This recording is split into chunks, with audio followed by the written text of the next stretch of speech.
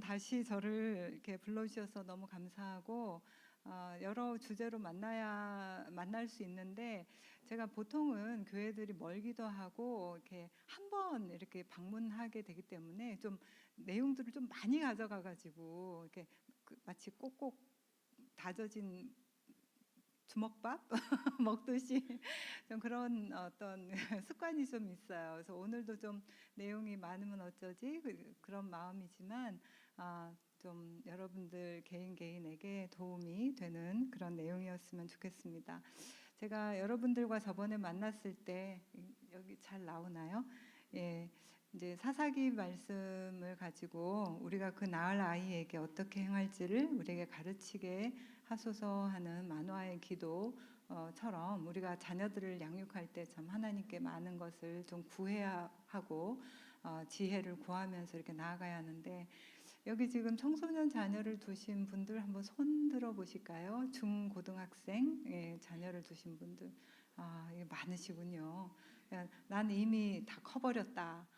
저 뭐 대학생 이상이신 분들 손 한번 들어 주실까요? 네, 감사합니다. 혹시 저처럼 할머니 할아버지가 되신 분 손 들어 주실까요? 네.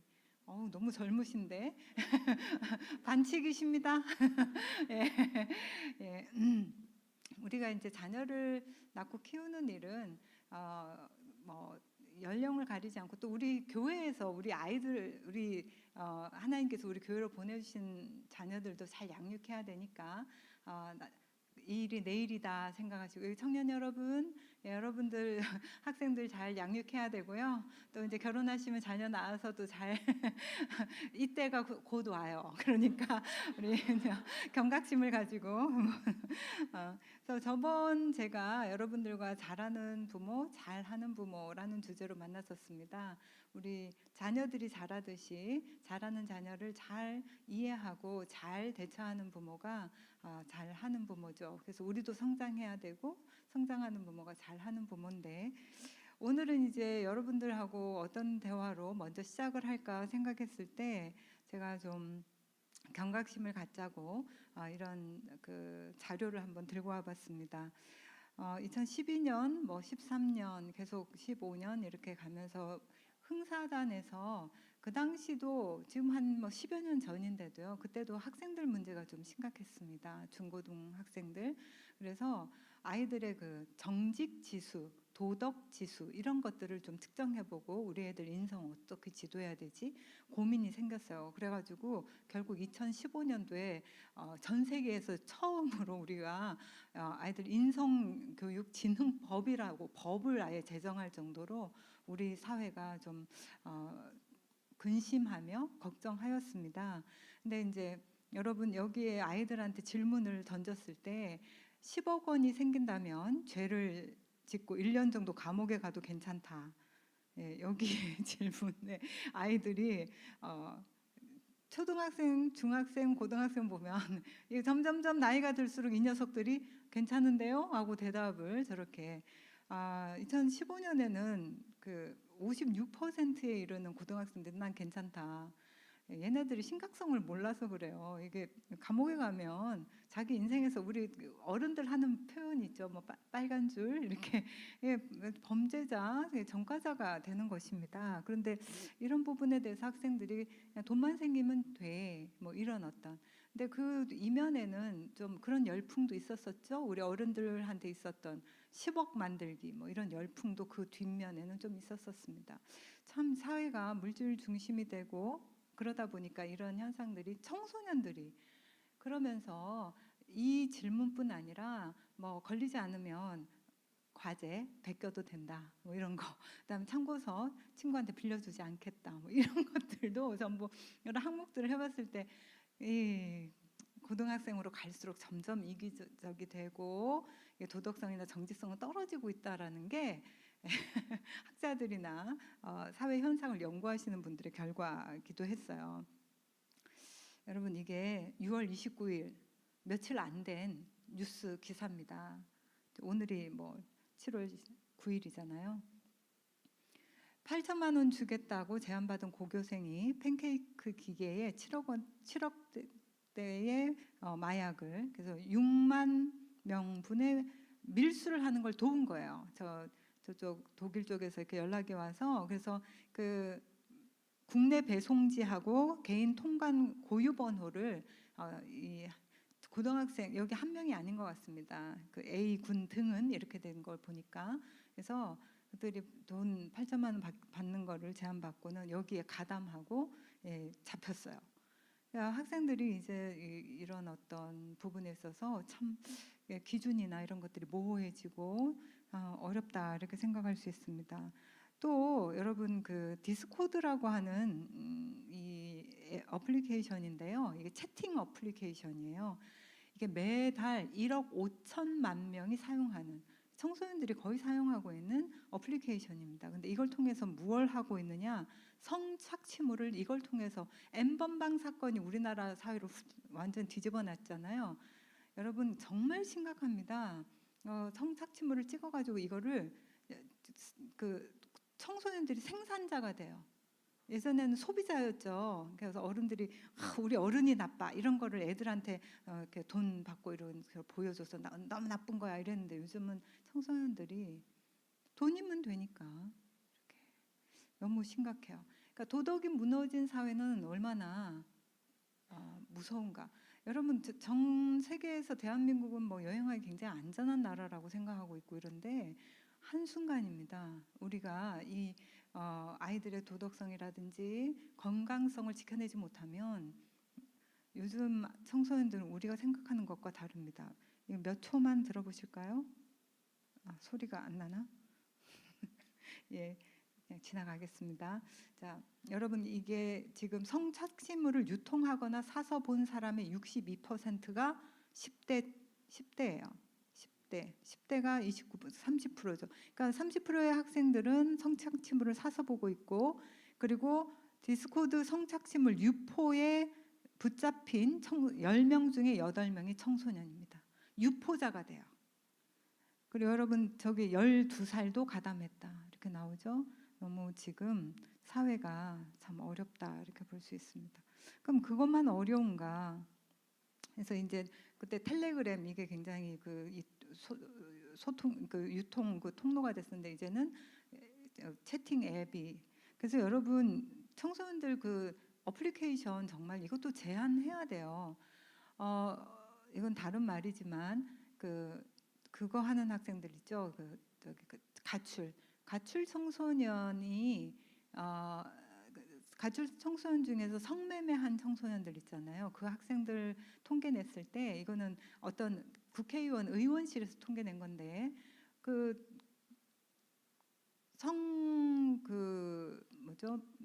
성매매에 이르는 기간이 얼마일 것 같아요? 가출한 지 며칠 만에 성매매 할까요? 예.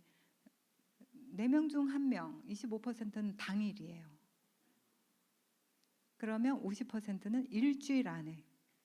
그리고 먼저 그 가출하는 학생들이 그 일을 하도록 마치 포수가 됩니다. 근데 그러한 것에서 많이 쓰이는 통로가 어플리케이션이에요. 채팅 앱. 여기 지금 디스코드 같은 이런 것들입니다. 여기 지금 나중에 세대에 대해서 이야기할 텐데 우리랑 너무 다른 세대에 사는 아이들 근심만 할 게 아니라 그래서 우리 알자고 하는 거예요. 알아봅시다. 그래서 요즘 청소년 문제에서 굉장히 심각한 거는 10년 넘게 청소년 사망 원인 1위가 아주 압도적 1위가 자살이에요. 굉장히 심각합니다. 지금 3위가 암인데 암은 뭐 거의 평균적으로 거의 비슷해요. 워낙 노력하고 있고 뭐 더 커지지 않는데 안전사고는 굉장히 줄었죠. 그에 비하면 스스로. 그래서 여기 지금 2020년에는 사망 원인의 50%를 넘겨버립니다. 그래서 우리 아이들 어떻게 양육해야 되나. 집에서 정말 억장이 무너지시죠? 가끔 대화하려고 그러면 말도 안 되고 정말. 저도 2 녀석을 키웠어요. 청소년기를 넘겨가지고 이제 30이 넘었고 이제 20대 후반 마지막 기를 살고 있는데 참 어렵네요. 그래서 우리 부모님 여기 모인 부모님들이 전부 원하는 게 전도유망한 내 자녀 이렇게 키우고 싶어요. 앞으로 발전하고 성공할 가능성과 희망이 있다. 전도 유망. 그래서 유망, 이게 있을 유 바랄 망, 희망이나 전망이 있다는 거예요. 여러분, 우리 자녀가 정말 전망 있는 자녀로 키우고 싶잖아요. 저도 그랬습니다. 전망이 있는. 근데 여러분, 저는 뭐 엉뚱한 짓을 많이 해요. 요즘 그 사전적 의미를 이렇게 워낙 대학생들이 잘 모릅니다. 심심한 사과를 드립니다 했다가 난리가 났잖아요. 무슨 사과를 심심하게 하냐고. 애들이 그걸 몰라요. 아이들이 어휘를 너무 몰라서 그래서 가끔 뒤져보는데 이 유망의 다른 의미가 있더라고요. 똑같이 유망으로 읽지만 달라요. 예, 이 흐를 유자에다가 망할 망 또는 없을 무로 써요. 일정한 거처가 없이 떠돈다. 우리는 정말로 부모들은 원하는 게 유망한 자녀로 키우려고 원하지만 요즘 세대에 가끔 우리가 진짜 유망한 자녀를 키우고 있는가? 아니면 목적 없이 그저 달려가니까 너도 달려가, 너도 공부해, 너 이러다가 어쩌려고 그래. 근데 부모도 몰라요. 내 자녀를 어느 방향으로 키우려고 지금 이러고 있는지. 그래서 아이들 따뜻한 밥 먹이기보다 학원 하나 더 보내는 거. 제가 6월 셋째 주간인가 그때 저기 서울에서 4일간 아침 10시부터 저녁 6시까지 쭉 계절 수업을 4일간 했습니다. 정말 예, 먹고 가르치고 그래서 아예 그 옆에 숙소를 레지던스를 이제 3일치를 잡아놓고 거기서 그냥 지냈는데 예. 정말로 이렇게 아이들이 저는 한 번도 안 해본 걸 그때 해본 거예요. 아이들이 사 먹는 그 편의점에서의 식사를 한 몇 번 해봤습니다. 여러분 편의점 식사 좀 해보신 경험 있으세요? 여기는 뭐 끄떡끄떡 세대가 달라요. 예, 제가 근데 생각보다 먹을만 했어요. 맛있는 품목이 좀 있어요. 근데 여러분 쭉 그것만 먹일 순 없잖아요. 애들 좀 따뜻한 밥 먹이고 대화하고 그러시고 좀 이게 그냥 돈 들여서 그냥 그거 사 먹고 빨리 머리에 지식 넣으라고. 근데 방향을 알고 지식을 넣어야지. 참 큰일 났습니다. 근데 이렇게 유망하고 있는 게 그래서 저는 목적이나 가치관 없이 아이들을 그냥 그저 앞으로 가게 하는 이런 진짜 방향성 없이 아이들을 그냥 가게 하는 데 있지 않나. 코로나 이후에 지금 교회들이 난리 났습니다. 교회학교 학생 수의 아동부 평균이 이거는 이제 어느 그 예장 통합 측 정보인데요. 자료인데 한 10여 년간 학생들 숫자가 거의 40%가 줄었어요. 그러니까 거의 반타작 날 참입니다. 근데 학령 인구가 주니까 그렇죠라고 하지만 학령 인구 얼마나 줄었게요? 12%, 13%, 12, 3%밖에 줄지 않았어요. 3배 정도 교회가 타격이 이렇게 일어난 것입니다. 코로나 이후는 더 심각해 버리고 있습니다. 그래서 이제 여러 기독교 교육이나 교단의 어떤 연구소들에서 연구하기 시작했습니다. 그래서 목회 데이터 연구소에서 코로나 이후에 교회학교 현실 진단을 했는데 현재 교회에서 제일 어려움을 느끼는 주제가 뭐냐라고 했을 때 사실 전도의 어려움도 있지만 다음 세대 교육 문제가 가장 크게 자리 잡고 있어요. 다 교회들마다 이 부분을 근심하고 있습니다. 여기 지금 우리 선한 목자교회 성도 여러분이 지금 가장 진짜 졸릴 시간, 이게 유체 이탈의 시간이거든요. 저는 수업을 해보면 학생들이 정말 이 껍데기를 지금 이 형태를 유지하고 있느라고 애들이 너무 힘들어요. 이미 아웃됐어요 여기가. 네, 여러분 지금 이 자리에 왜 계시는가? 근심되시고 이 필요성을 느껴서 지금 우리가 이 자리에 있는 것인데 교회 교육 다음 세대에 대한 그래서 다음 세대를 못 세우면요 우리 세대와 전혀 다른 세대가 돼버리는 거예요. 성경에도 똑같은 표현이 나와 있잖아요. 다른 세대가 일어나서 하나님을 몰라버려요. 근데 그래서 그러면 지금 저 총회 아까 예장 통합 거기에서는 뭘 준비하느냐 가장 크게 생각하는 가장 우선순위에 꼽히는 건 교회 학교를 교회와 가정과 연계하는 구조로 변화시키자. 무슨 말이냐면 부모들을 교육의 주체로 다시 회복하는 거예요. 여러분, 교육기관이 없을 때에 부모가 교육자였죠? 아니고요. 원초적으로 근본적으로 부모가 교육자예요. 교사예요. 근데 되게 파워풀한 교사예요. 여러분과 저는 24시간 켜져 있는 광고 방송과도 같아요. 여러분, 우리가 몇 초짜리 광고에 노출되고 나면 저거 사고 싶다 이렇게 되죠. 영향을 크게 받습니다. 근데 우리 아이들 눈에는 부모라는 존재는 24시간 켜 있는 광고물과 같고 교재와 같아요. 그러니까 정말 뜨끔하고 큰일 났다 싶고 어떻게 해야 되나 싶고 그렇습니다. 요즘 그래서 여러 교단에서 다음 세대를 위한 교육의 방향을 교회와 가정이 함께 가는. 그래서 지금 여러분들도 함께 이런 인식을 공유하느라고 이 자리에 앉아 계신다는 것입니다. 그래서 여러분 2차례에 걸쳐서 연구한 교회학교 위기 유발 요인에 관한 분석이 있습니다. 여러분 이런 자료는 그냥 아무나 한 자료 아니고요. 우리나라 기독교 교육에서 가장 이름만 대면 아실 분들이 하신 거예요. 박상진 교수님을 비롯해서 했을 때 저기 교회 교육 위기 요인 1위가 뭡니까? 부모 요인이라는 거예요. 부모예요. 자, 학교 요인도 있고 교사 요인도 있고 뭐 여러 요인이 있지만 부모가 1위예요. 저도 Q라고 하는 질적 연구 방법을 가지고 이 교회 교육 위기에 관한 연구를 2018년인가 한 적이 있었습니다. 그때 이 교회 교육자들, 목회자들, 담당 목회자들과 교사의 입에서 나왔던 가장 핵심 이유 중에 하나, 부모님들 인식에 관한 대화였어요.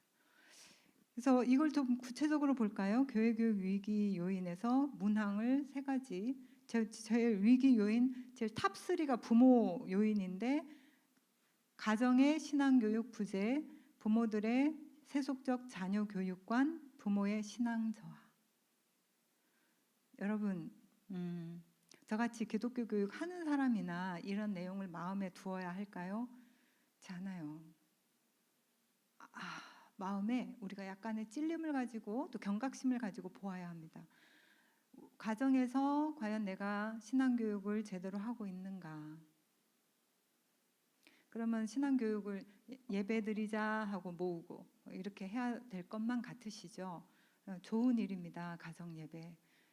저는 제주도에서 10년간 지냈습니다. 초등학교 3학년부터 고3 때까지. 그리고 중학교 1학년이 됐던 해에 저희 아버지께서 신앙에서 삐끗 이렇게 방황을 시작하시면서 저희 가정에 좀 비교적 조금 안정적이었던 그 경제적인 기반이 다 날아갔어요. 그래서 중학교 2학년, 3학년이었던가 아무튼 2해를 그 당시엔 연탄을 살 돈이 없어서 그냥 지금도 생각나는데 밍크 담요, 빨간 밍크 담요 기억하세요? 어머나 세대가 저랑 같은 빨간 밍크 담요, 꽃 수나진 거. 아우 정말 이렇게 마음이 우리가 통하네요. 그거 2장 포개 놓고 그 위에서 매일 가정 예배 드렸어요. 엄마가 중심이 되시고 우리 자녀가 5이었는데 다 이제 그래서 항상 성경 3장씩 읽었어요. 근데 구약을 읽다 보면 가장 위기에 봉착하는 곳이 있죠. 레위기와 민수기.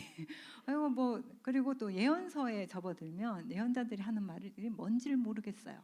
뭐 모압에 관한 경고라 이러면서 뭐라 말씀하시는데 아무것도 몰라. 그러다가 읽다가 누가 좀 잘못 읽으면 한쪽에서 웃음이 터져요. 그러면 또 웃다가 볼 일을 다 봐요. 왜 웃음은 이렇게 전염성이 많을까요? 그럼 엄마가 혼을 내고 그리고 이제 기도 제목을 가지고 함께 기도했어요. 아빠를 위한 기도 제목은 그 후로도 제가 아주 성인이 다 될 때까지 지속돼야만 했지만 이렇게 떠올려 보면 항상 예배를 드렸던 장면이 기억에 남습니다. 그리고 가위바위보를 해요. 왜요? 진 사람이 먼저 이불 속에 들어가서 데워야 됩니다. 저는 늘 졌어요. 왜 이렇게 가위바위보를 못하는지 모르겠어요. 여러분, 우리 부모 세대의 이 신앙교육, 가정에서의 신앙교육을 한번 떠올려 보세요. 제가 저희 어머니한테서 가장 좋았던 신앙교육의 영향이라면, 하늘에 이렇게 은하수가 이렇게 쏟아질듯이 막 강물을 이루면 하나님을 그렇게 찬양하셔서 저희 어머니가 저 봐라, 저게 하나님의 솜씨야. 꽃을 보고 너는 그림을 그리지 물감으로 저런 색감을 어떻게 낼 수 있어? 우린 전부 하나님의 그 창조의 그 능력을 우리는 정말 상상할 수 없고 우린 그걸 흉내내고 있을 뿐이야. 항상 그런 말씀을 하셨던 것 같아요. 저는 참 그런 어머니가 계셔서 감사한데, 여러분, 신앙은 가정생활에서 이렇게 우리가 강력하게 이렇게 흡수되게 자녀들의 가장 밑바탕을 만들어 줄 수 있는데, 결국 세속적인 자녀 교육관. 제가 우리 딸이 고등학생이 됐을 때 저도 너무 지금 하나님께 죄송스러운 것은, 아니 반장을 하질 말든가. 고등학교 1학년 때 반장이면서 2학년 때까지 그랬던 것 같아요. 반장을 하면서 꼭 여름에 수련회를, 교회 수련회, 또 교단 연합 수련회, 그 다음에 임원 수련회, 3개를 다 가겠다는 거예요. 그러면 학교에서 난리가 나요. 자율학습이라 해놓고 여름에 왜 이렇게 그걸 강제로 학교에 나와서 수업을 하게 하는지. 근데 반장인데 빠지면 안 된다고. 그러면 저도 너무 지금 반성이 되는 거죠. 이 아이를 오히려 보호해주고, 제가 대변인 역할을 했어야 되는데 아이를 이게 좀 설득했던 것 같아요. 한 번만 가자. 수련회 한 번만 참석하면 안 되냐. 그래서 결국 두 군데로 가고 한 곳을 타협을 했던 것 같습니다. 참 어렵습니다. 지금 우리 도도한 이 세상의 물결 속에서 부모로 산다는 건 참 어렵지만, 어찌되었건 계속적으로 지적되고 있는 사항들. 근데요, 여러분, 신앙생활을 이어온 대수를, 여러분 몇 대째 신앙의 가정이세요? 저는 2대째입니다. 여러분은? 5대. 여기 지금 4대까지밖에 안 나왔어. 5대가 계시는구나. 네, 5대. 또 혹시 몇 대째세요? 여기 지금 우리 청소년들이 속한 가정에 이 그 신앙 대수를 이렇게 통계를 내보니까 평균 2.8대, 거의 3대예요. 평균 3대.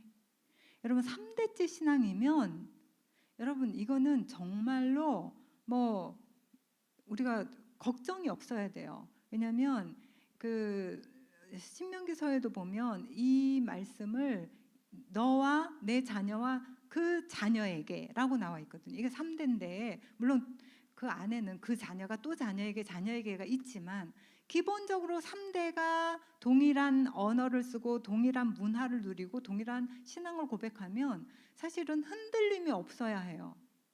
근데 지금 대한민국의 3대째 신앙의 현주소는 어떻습니까? 여러분 지금 청소년 대학생들이 땅끝이 되었어요. 땅끝. 여러분 지금 예전에는 이 선교학에 있어서 미전도 종족이라고 불리는, 그 전도율이 3%도 안 되는 그런 지역을 미전도 종족이라 불렀는데, 지금의 청소년들과 대학생의 지금 상황이 그와 같다는 거예요. 이게 웬일입니까? 그래서 좀 고민해야 되는 것입니다. 여러분, 아까 말씀드린 가정의 신앙교육 부재, 부모들의 세속적 자녀 교육관, 부모의 신앙 저하를 지적하면서 많은 학자들이 부모가 기르는, 양육하는 자기의 자녀를 이렇게 껴안고 그냥 씨름하면서 이렇게 길러내야 되는데 보내는 거예요.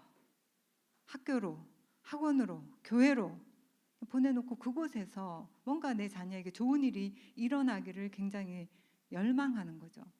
여러분, 마법처럼 그와 같이 되어지는 일은 없습니다. 그와 같이 되어지는 일이 없어요. 그래서 우리가 교회 다니는, 그냥 교회에 적을 둔 교회 다니는 부모가 되어야 되는가, 진정으로 그리스도인답게 사는 그리스도인 부모가 되어야 하는가, 여기에 대한 고민이 우리에게 정말 필요한 시기가 되었고, 오늘 다 잊어버리셔도 좋아요. 사실은 지금부터 제가 드릴 말씀 오히려 정보에 가까운 것들이고요. 드리고 싶은 도전은 사실 여기에 있어요. 우리가 보내는 부모가 아니라 내가 내 자녀를 기르는 부모여야 하고, 기르는 부모가 되기 위해서 여러분, 우리의 정체성이, 부모인 우리가 나는 부모입니다. 하나님, 제가 부모입니다. 네, 하나님, 제가 그리스도인 부모입니다. 예수 믿는 부모입니다. 예수님 말씀 따라가는 부모입니다. 그런 부모 되기로 결단하고 하나님 앞에 그것을 붙드는 여러분이 되셨으면 하는 간절한 소망을 가지고 여러분께 왔어요. 여러분, 우리는 자녀를 기르는 그리스도인 부모가 되기 위해서 좀 더 잘 해보려고 지금부터는 여러분과 제가 좀 자녀 이해에 필요한 정보를 서로 좀 나눠보고자 합니다. 자, 자녀를 기르는 그리스도인 부모가 되기 위해서 자녀를 이해해보자 하는 것인데, 세 가지 관점에서 좀 정보를 나누겠습니다. 하나는 성경적으로 우리 자녀 어떻게 이해해야 할 수 있는가, 또 세대적으로 여러분 자녀 세대가 속한 세대가 어떤 세대의 특징을 갖고 있는지 좀 보자는 것이고요. 그리고 또 하나가 이제 발달기적으로, 발달적으로 아이들이 여러 면으로 발달하고 있는데 그런 특징을 좀 알고 내 자녀에게 잘 대처해보자 하는 것입니다. 자, 자녀에 대한 성경적 이해 한 대여섯 가지로 보겠습니다. 첫 번째는 하나님의 형상을 따라 지음받은 피조물이에요. 나도인데? 예, 맞습니다. 여러분과 저도, 우리 아이들도. 그러니까 기독교적인 인간 이해예요. 그래서 여러분, 얘가 도대체 이해할 수 없는 외계인 같다 할지라도 그 속에 하나님의 형상이 있음을 여러분 믿으시길 바랍니다. 예, 여러분, 이 하나님의 형상이라는 것은 일단은 굉장히 귀하고 가치롭다 하는 것이고요. 여러분, 하나님께서 창조하셨어요. 하나님의 작품이거든요. 하나님의 작품이에요. 여러분들이 믿든 믿지 않든 하나님의 작품이고, 그리고 여러분, 굉장히 하나님께서 많은 잠재성을 이 안에 넣어서 하나님의 뜻하심과 목적하심을 넣어서 의도를 가지고 만든 정말 귀하게 창조한 빚은 하나님의 작품이구나 하는 생각을 하셔야 합니다.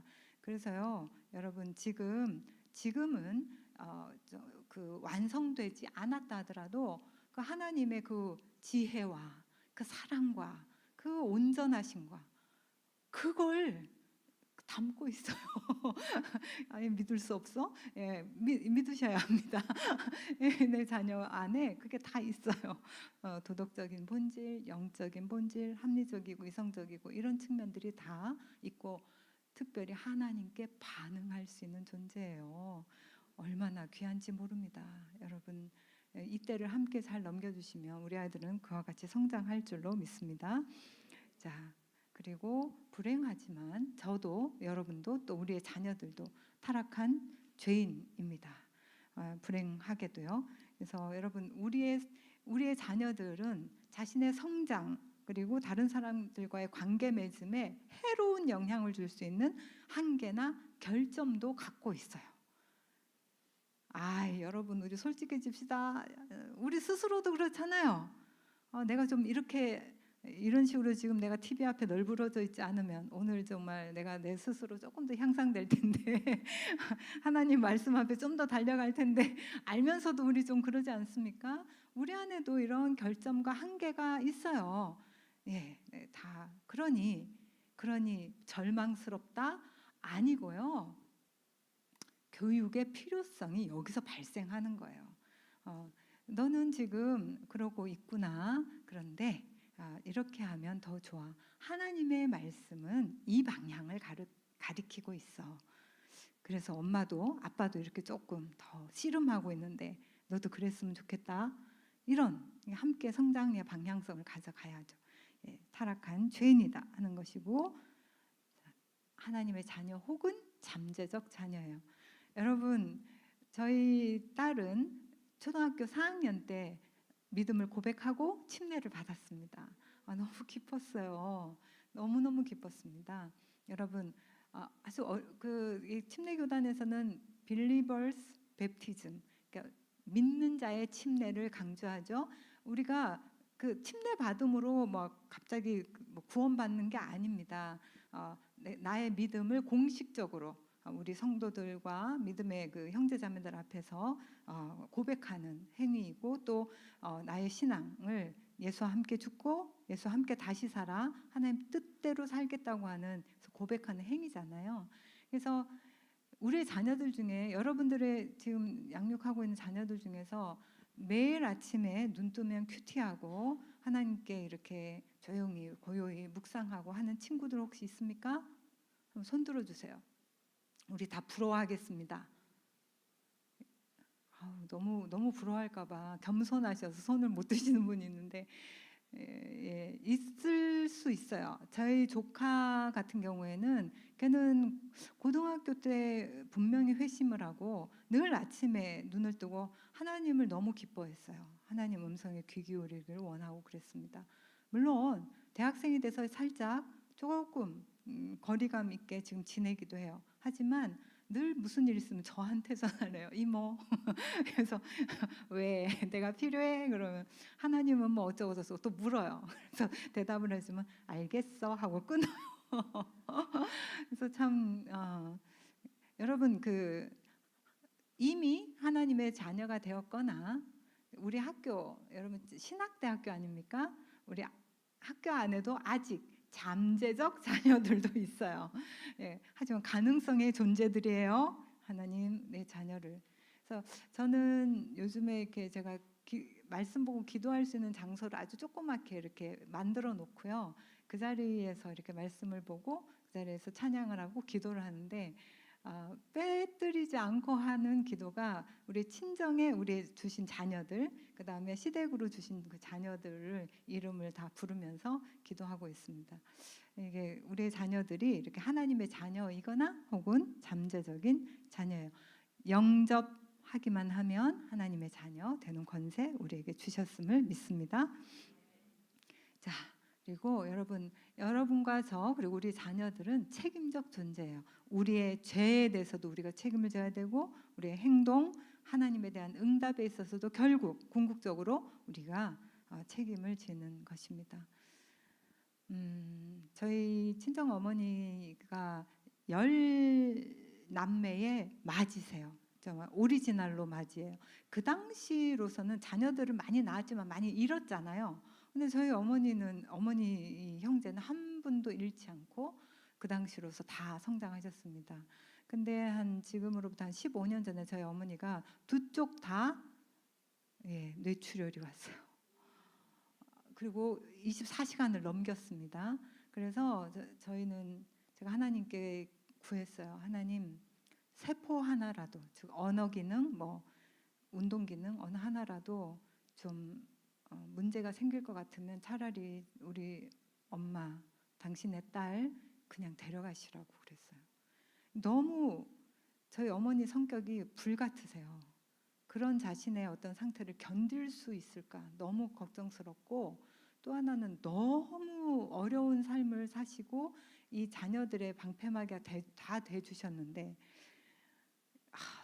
그런 삶을 사시는 거를 정말 너무 마음이 아파서 거의 저는 약간 기절 상태였거든요. 이게 내 의식이 그냥 흐려지더라고요. 그 소식을 듣고 부산까지 내려가는데, 그래서 하나님 정말, 제 기도가 어머니를 데려가라는 기도가 아니었을 거잖아요. 정말 온전히 회복시켜 달라 기도하면서 내려갔는데, 놀랍게 저희 어머니는 두 쪽 다 수술을 하셨는데 그 과정을 다 통과하시고 운동 기능, 언어 기능에 어떠한 장애도 없으십니다.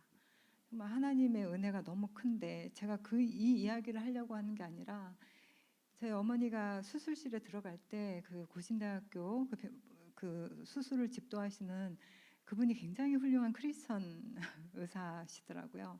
그래서 권사님, 왜 권사님 깨끗하게 나아야 해요? 저희 어머니가 선생님 저 깨끗하게 좀 수술 잘 해주세요 하니까 왜 깨끗하게 나아야 하냐 하고 물으셨대요. 그래서 저희 어머니가 내가 우리 형제들에게 이렇게 열심히 전도를 해도 한 녀석도 아직 안 돌아왔어요. 어쩜 이럴 수 있어요. 저 하나님 앞에 갔을 때 이렇게는 못 간다고 정말 가슴 아파하셨어요. 그래서 하나님 다시 살려주시면 다시 한번 형제들에게 예수 믿으라고 다시 한번 제대로 전도할 거라고. 그래서 걱정 마셔라. 하나님이 다 들으셨을 거다 하고 수술을 하시고 그 과정은 사실 쉽지 않았습니다. 엄청난 기간이 있었고요. 근데 여러분 저희 이모들은 아직도 이렇게 그런 모든 과정을 거쳐 저희 어머니가 전도하셨어도 참 이게 제가 그랬는데 저희 이모들이 다 돌아오셨어요. 이렇게 말씀드리면 얼마나 좋을까요? 네, 저도 그러고 싶은데 그러시질 않아요. 아직까지도 여전히 예수자 꺼내지 마 언니 예수자 꺼내면 우리 모임하기 힘들어 자꾸 그러시고 연로해지시고 그런데도 그렇습니다. 하나님의 응답에 대한 책임도 그 반응에 대한 책임은 결국 자신에게 있죠.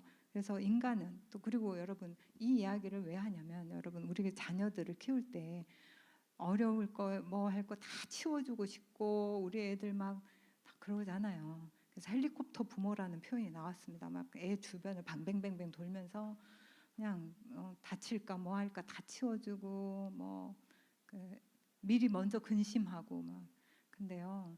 아이들은 자기의 어떤 행동의 열매를 자기가 한번 경험하게 하는 것은 굉장히 큰 교육적 효과가 있어요. 그래서 어쨌든 하나님께서 우리를 그렇게 보시는 것 같습니다. 책임적인 존재로. 그래서 살아있는 사람은 자기 죄들 때문에 벌을 받나니 어찌 원망하랴. 이렇게 에가서에서 말씀하고 있습니다. 또 사실 변화하고 성장하는 존재다. 여러분도 저도 그래요. 아직 우리 변화하고 성장하는 존재예요. 여러분 제가 공부할 때 제일 재밌었던 영역이 발달 심리학이었어요. 발달기별로 어떤 변화가 일어나지? 그러면 어떤 환경을 만들어줘야지? 이런 내용이 너무 재밌어가지고 처음 교육학을 접했을 때부터 너무 즐겁게 공부했는데 여러분 발달이라는 개념이 이렇게 상승적인 변화만을 발달이라고 하지 않아요. 우리 발달한다 그러면 뭔가 키도 작았다가 더 커지고 말도 어눌했다가 더 분명해지고 뭔가 능력이 없다가 있어지고 이런 변화만을 이야기하는 것 같지만 사실은 하강적인 변화 모든 변화를 발달이라고 해요. 여러분 저와 여러분은 발달하고 있어요. 우리 뇌세포가 지금 줄어들고 있거든요. 발달이에요. 키가 조금씩 적어져.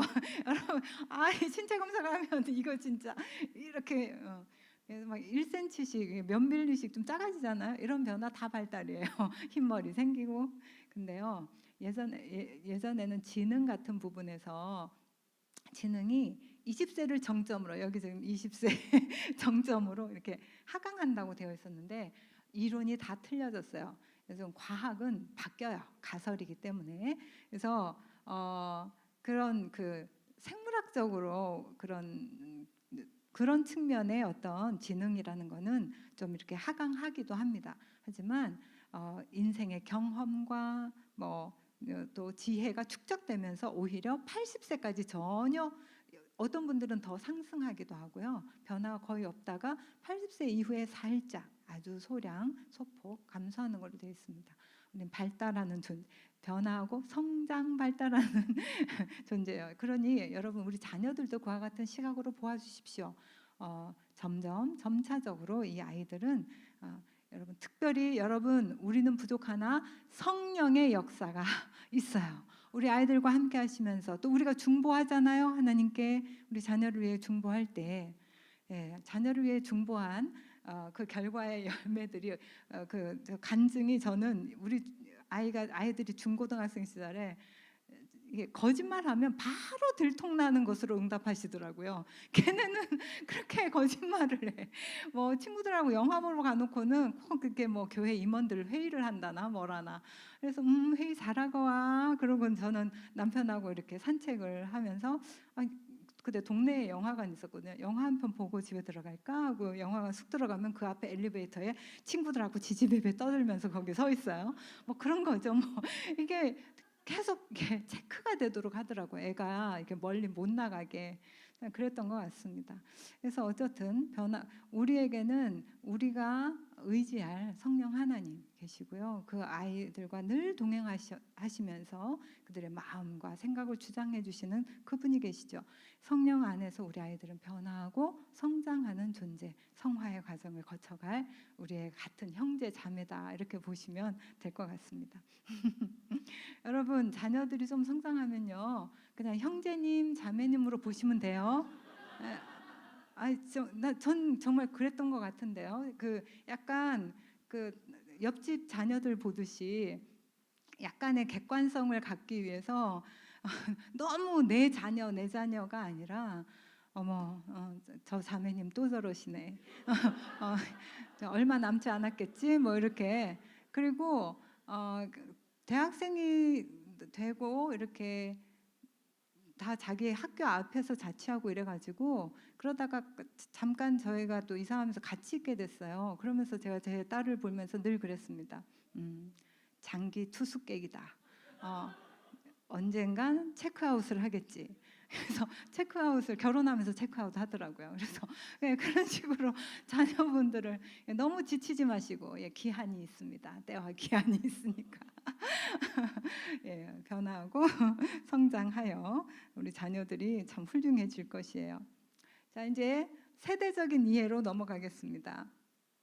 여기 지금 세대표가 쭉 나와 있었는데요. 여러분, 저는 66년생입니다. 그래서 간신히 X세대에 꼈어요. 65년 이후부터 자, 여러분 혹시 65년부터 80년 이 시기에 속하신 분들, 출생하신 분들 손 들어보세요. X세대. 자, X세대. 자, X세대시죠? 네. 자, 그다음에 저는 80년 이후에 그리고 95년 안쪽으로 그때 태어났습니다. Y세대, 밀레니얼, M세대라고 불리는.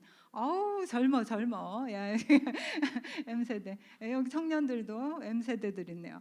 자, 그럼 제너레이션 G, 95년 이후 또는 97년 이후 출생자 손 들어보세요. 95년, 97년. 오, 여기가 이제 G예요, G. 자, 그다음에 여러분 자녀가 13세 이상이다는 분 손 들어보세요. 13세 이상. 13세 이상 지금 한 5세 미만, 13세 이상 20. 여기가 전부 지금 G예요. G에 속했다고 볼 수 있고. 자, 그럼 여기서 2010년 이후에 내 자녀가 태어났다. 알파입니다. 알파. A부터 G까지 이제 그 알파벳이 끝났고요. 알파벳 끝나고 새로운 세대. 듣도 보도 못한 새 세대. 그래서 알파, 이제 그 헬라 그 알파벳으로 다시 시작되는 거예요. 알파베타로 다시 시작되죠. 알파. 자, 그래서 우리가 우리 자녀 세대에 대한 이해를 조금 합시다. 그래서 오늘은 저는 G 세대에 맞춰서 이야기할 거예요. 근데 G와 알파가 흡사한 면이 되게 많기 때문에 좀 귀 기울여 들어주시고, 거기에 플러스해서 알파 세대 특징을 조금 더 가미해서 말씀드리겠습니다. 그래서 지금 여기 지금 그 젊은 부모님들은 M 세대거든요. Y라고도 하고요, 밀레니얼 세대라고 불리고요. 그래서 이분들은 디지털 유목민이에요. 그러니까 유목민은 뭐냐면 아날로그도 조금 경험한 다음에 디지털로, 그러니까 그냥 핸드폰에서 스마트폰이 된 거예요. 그래가지고 여기로 이제 그 유입된 거죠. 이주민이에요. 이주민. 저기 X 세대나 베이비 부모 세대는 뭐 이런 표현도 안 써줘. 디지털을 두려워하는 세대다, 뭐 이렇게 얘기할 수 있겠죠. 자, 이 M 세대인데 G와 알파는요 공통점이 네이티브예요. 저기 원어민 이 디지털 네이티브고요. 그러니까 그냥 태어날 때부터 다 스마트 기기예요. 스마트 기기. 그런데 G 세대는 보통은 뭐 2개에서 3개 정도, 좀 더 넘치면 뭐 더 그런가? 아니다. 그 M 세대가. 그런데 지금 아이들은 5가지 화면이잖아요. 핸드폰, 그다음에 노트북, 데스크탑, 그다음에 뭐죠? 이거 태블릿, 그다음에 게임기. 이래 갖고 5가지 화면. 그러니까 멀티. 정말 저는 멀티가 너무 어려워요. 핸드폰 바꿀 때 되면 너무 긴장돼. 핸드폰이 말을 안 듣거나 화면이 어찌저찌 막 가기 시작하면 며칠을 고민하다가 딸을 부르죠. 내가 이 모양이 됐다. 나를 도와라. 그렇게 되는데, 예, 제 그러니까 딸은 M과 G에 걸쳐 있고 저희 아들은 G입니다. 그래서 어찌됐건 모바일 세대. 근데 요즘 알파는 AI 네이티브라고 불려요. 애들이 엄마 아빠 부르면서 쉬리야 하고 부르죠. 이게 그 AI 기기하고 대화하는 게 너무 편안한. 그래서 G 세대는 어떻든 그거예요. 이거를 도구로 생각하는데, 요즘 알파는 그냥 걔가 친구예요.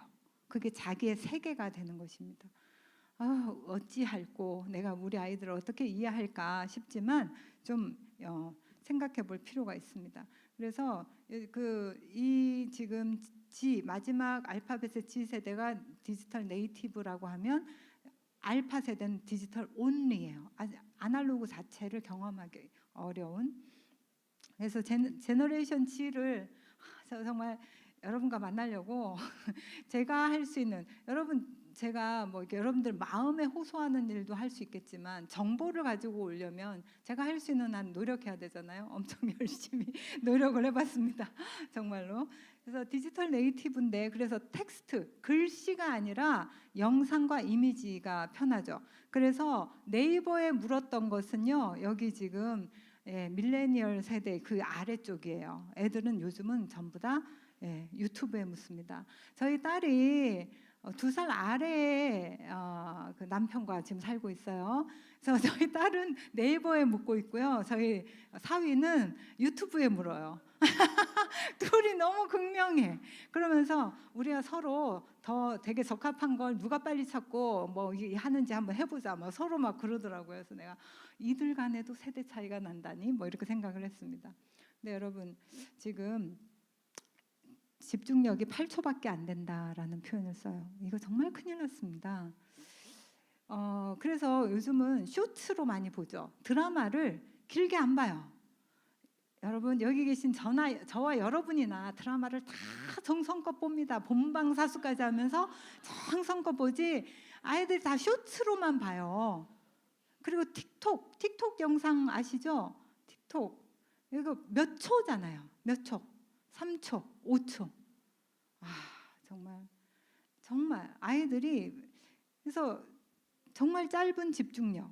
그래서 그리고 놀이터보다는 온라인 게임으로 친구들을 만나고요. 그러니까 여유 있을 때 뭐 해 하면 TV 보는 애들 엄청 줄어 있어요. 뭐 해요? 스마트폰으로 전부 그걸로 다 해결합니다. 그리고 개인주의적 성향이 굉장히 강하다라는 것입니다. 그래서 나다운 게 굉장히 중요해요. 그래서 여름에 털모자 쓰는 거 그냥 놔두세요. 나다운 거예요. 예, 겨울에 반바지 입고 눈은 펄펄 오는데 슬리퍼 질질 맨발로 끌고 나간다. 너다운 것이구나. 이렇게 봐주셔야 됩니다. 나다운 게 중요해요. 남들 막 요즘에 여름 가방 보셨어요? 여름 가방 옛날에는 막 그 뭐 얇은 소재나 뭐 이런 거였잖아요. 요즘 패딩 이렇게 누빈 이 백이 여름 백으로 등장했어요. 어른들은 이해할 수 없는 나다운 세상이 아이들의 세상이에요. 그러면 그걸 갖고 싸우실 이유가 없어요. 그거 갖고 왜 싸워? 그게 너희들의 지금. 그러니까 땀띠만 나지 마라. 동상만 걸리지 마라. 그리고 자기 열매를 먹어봐라. 그냥 그렇게 놔둬야 돼. 여기 개취 존중, 개취 아시죠? 개인의 취향. 자기 취향이 확고한 거예요. 여러분들 정말 왕세련이시네요. 여기까지. 그다음에 실존주의. 싫어하는 것을 존중한다는 거예요. 이거 싫어해? 존중해. 그래서 여러분들도 너 이거 싫다고? 실존 이러세요. 실존. 우리 실존하면 우린 되게 심각했어요. 저기 뭐야 사르트르나 이런 사람들 막 실존주의 막 이런 막 철학의 일종인데 요즘은 실존주의는 싫어하는 거 존중한다 이런 거예요. 나도 너를 존중하니까 너도 내 존중해 뭐 이런 겁니다. 굉장히 그래서 그리고 지금 굉장히 그 현재지향적 성향이 굉장히 커요. 그래서 여러분 그 아이들이 정말로 그 안정성이나 실용성을 굉장히 추구합니다. 근데 그 안정성, 실용성이라 그러니까 좀 뭐 예전에 우리가 생각하던 그런 안정성, 실용성이라고 생각하지만 사실은 그런 쪽은 아니에요. 애들이 그냥 실용적인 거, 애들하고 어울려가지고 시간 낭비하거나 그런 거 싫어서 혼밥 이렇게 하는 거예요. 그래서 그 현재 그리고 현재 지향성에서의 안정성이나 실용성이라는 건 그 다음으로 이어지는데 저게 현재 가치적, 가치 중심적 의사결정. 그 뭐지? 티끌 모아 태산 이렇게 잘 모아서 미래에 좀 이렇게 부자 되자. 애들이 그렇게 생각 안 해요. 아껴야 잘 산다가 아니라 잘 벌어야 잘 산다 개념이에요. 요즘은. 그래서 좀 아끼자는 건 지금 이거 쓰고 볼래요가 크고요. 그래서 지금 여기 지금 10대 중반부터 20대 후반까지에 걸쳐 있는 지를 향해서 그들의 주머니를 털려고 각종 그 산업계에서 분석이 아주 그냥 살벌하게 이루어지고 있어요. 그들이 너무 큰 시장이고요.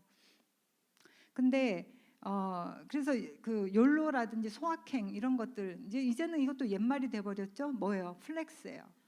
지금 나 이렇게 통 크게 한 달치 두 달치 쫙 모아가지고 한 방에 팍. 예. 중국인들만 그렇게 하는 줄 알았더니 요즘 우리 전 세계적으로 지 세대의 열풍이 그런 것들이에요. 그래서 뭐 나 저기 뭐지 잘 모아가지고 명품 하나 살 거야 이렇게 되는 거죠. 그리고 이제 경험을 중시합니다. 그래서 그 물론 부모 세대가 좀 받쳐주기도 해요. 그래서인지 뭐 어학연수라든지 뭐 이런 것들 굉장히 또 휴학해놓고는 뭐 자기 그냥 직업 세계도 바로 알바 같은 걸 통해 한번 경험을 해보는 거예요. 이런 것들도 굉장히 그러면서 자기 그 뭐 이런 데 유튜브나 이런 데 올리고 SNS 올리고 뭐 브이로그 올리고 이러면서 또 사람들한테서 요즘은 뭐 거기서 좀 유명인 되면은 뭐 막 보내줘. 저희 딸도 보니까 뭐 협찬이라는 게 너무 많이 오는 거예요. 심지어 애기 무슨 이거 뭐죠? 이거 식판 뭐 이런 것까지. 그래서 막 밥을 먹자 해서 먹으려고 그러면은 항상 기다려야 됩니다. 사진을 찍고 올려주고 뭐 참 맞지 않지만 요즘 세대가 사는 방법 같아요. 그래서 셀프 스타터라고 해서 요즘은 아이들이 자기가 생산자가 돼요. 소비할 뿐 아니라 생산자가 되죠. 좋은 생산자가 되면 좋은데 좀 걱정스러운 면도 있죠. 그래서 요즘은 정보의 홍수 속에서 그걸 취합해서 쓰기도 하지만 자기가 그 정보를 만들어내는.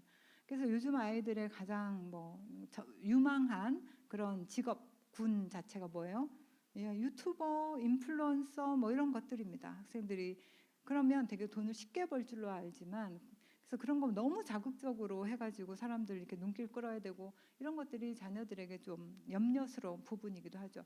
자기가 자기의 전문 영역에서 잘 해서 하면 좋은데 하기까지 공을 들이고 또 그거 하려면요 지식이 있어야 되거든요. 이렇게 그걸 쌓아서 하는 게 아니라 너무 어릴 때부터 빨리 그런 것들에 이렇게 이거는 좀 염려스러운 측면이 좀 있는 것이죠. 여기 하나 그 저기 알파 세대의 특징이라고 불리는 것 중에 용어가 8 포켓이라는 게 있어요. 8개의 주머니요. 뭐냐면 이 아이들은 요즘 애들도 낳지 않고 막 그러니까 이 아이를 위해서 엄마, 아빠, 할머니, 할아버지, 외할머니, 외할아버지, 삼촌, 이모가 이 아이를 위해서 주머니를 여는 지금 13살 이하의 아이들을 A 포켓 그래서 골드 키즈라고 부릅니다. 그래서 이 아이들이 굉장히 경제적인 부분에 있어서 좀 관념을 심어주고 하는 것도 역시 굉장히 숙제가 좀 되는 그런 세대라고 있어요. 여기 할머니 할아버지들 주머니 너무 일찍 열지 마시고 근데 나도 자신 없어요. 아이만 보면 아주 정신이 혼미해지니까요. 자, 이 G 세대 우리 자녀 세대 그래서 이제 키워드를 보면 멀티태스킹 아까 말씀드렸던 그 5가지 화면 저는 두 가지도 부담스러운데, 그다음에 SNS 과몰입이라는 게 있습니다. 소셜 네트워크 시스템 안에서 여러분 그 아이들이 하루를 지나면서 몇 번 SNS 계정을 이렇게 확인하는가, 평균적으로 100번 정도를 본대요. 그냥 신경이 거기만 있는 거야. 내 거에 누가 좋아요를 누르는가. 여기 좋아요 중독 있으십니까? 예. 그리고 친구들끼리는 그것도 해줘야 됩니다. 의리가 있거든요. 거기 세계 속에서 굉장히 어려워요. 예, 참. 그리고 그게 너무 보여지는 것이 다인 세상이라 정말 걱정스럽습니다. 그래서 저희 딸도 SNS 하죠. 근데 또 여러 층위가 있더군요. 우리는 이 아이가 너무 귀엽고 또 이 아이를 위해서 아빠가 차려주는 밥상이 너무 정성스러워요. 그래서 그것들을 좀 올리는 데를 좀 만들면 어떨까 이랬더니 그것도 너무 많은 사람이 불특정 다수가 내 자녀를 보고 있다는 것은 싫어서 친구들만 입장할 수 있는 데에다가 하루 지나면 그것도 없어지도록 그런 데만 올리고 있더라고요. 그래서 SNS 과몰입. 그래서 시간이 하루 평균 9시간? 여러분 9시간이면서 학교에서 수업하는 시간보다 많아요. 그러니까 뭐 정신이 다 거기만 가 있다 이렇게 볼 수도 있는 거죠. 그다음에 Success and Recognition. 아이들은 성공에 대한 게 굉장히 큽니다. 성공. 잠깐만요. 이게 마우스를 제가 좀 하고 제 노트북에 좀 문제가.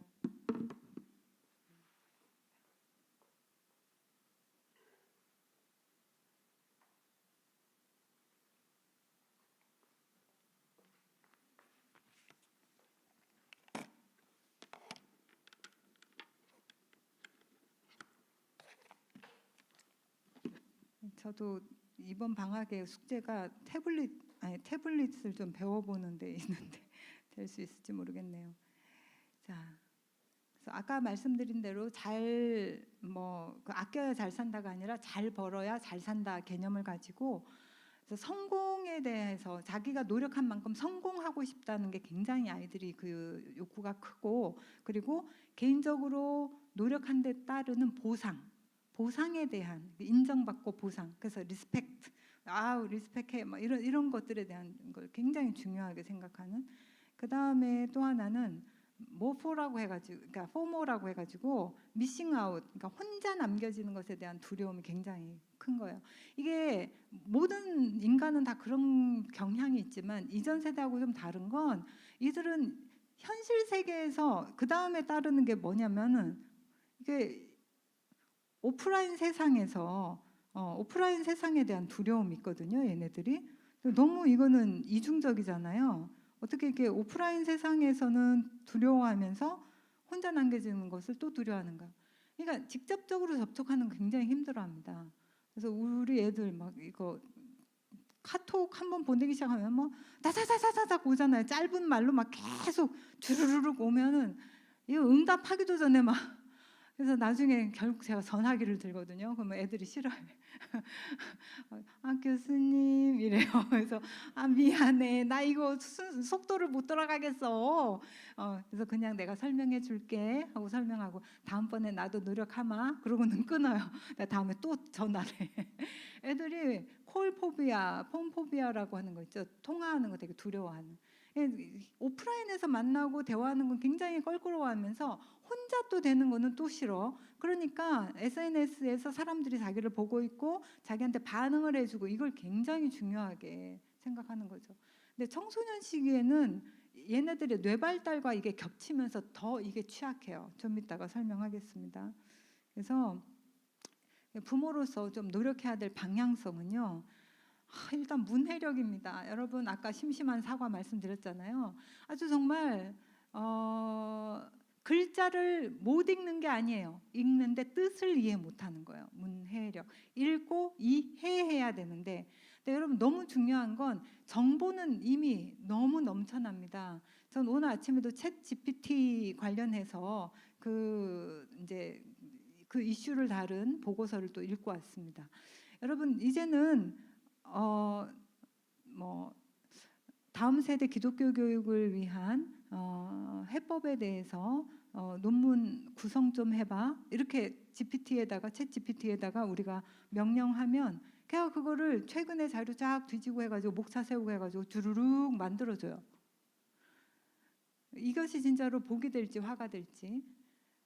더 이상 그러면 그 교수님들이 글쓰기를 아이들한테 시켜야 되냐 말아야 되냐 뭐 이런 요즘에 이게 저희 교육계에서는 굉장히 많은 화두예요.